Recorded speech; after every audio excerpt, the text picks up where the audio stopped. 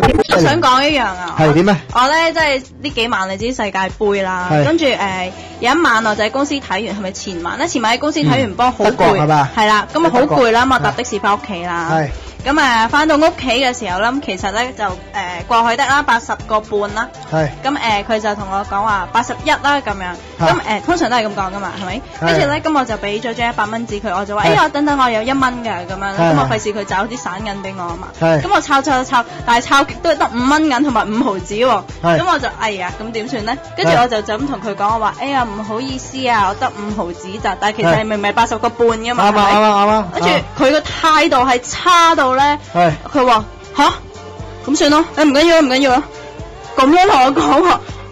唔好意思啊，唔好意思。但係個原價就係80個半啦。冇錯啊，但係佢自己同我講話81咁樣。我真係好憎的士司機咁樣。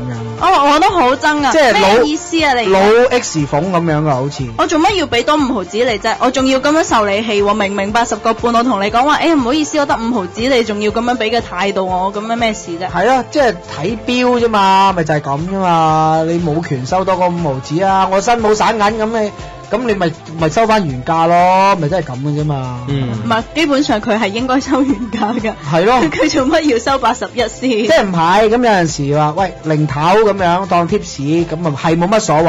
係啊，我平時有時我係就叫佢收多啲。但係唔俾你冇有態度先得咯。咪就係咯，我平時譬如81咁樣咧，我有時譬如我有82或者83，我會俾多啲佢㗎，我唔使找嚟咁樣。咁豪氣嘅，果然係富家女啊！唔係啊，咁人哋夜媽媽嗰度冇客人啊嘛。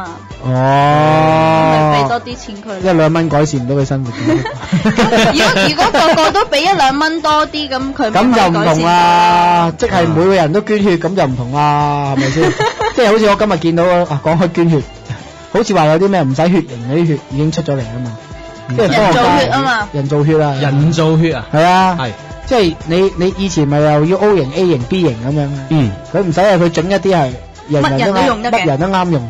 係咁勁咩？係啊，介紹下。介紹下你唔夠血咩？但係好似話唔知我有啲貧血咁樣。3年後先去嘗試喺人體上面，跟住5年後先再。阿 King 你等多幾年啦，我希望你等到咁犀利。係啊，你咁樣咒人哋嘅。我希望我唔通我話唔希望佢等唔到啊？我冇咒你，一定等到。我冇咒你，我希望你等到。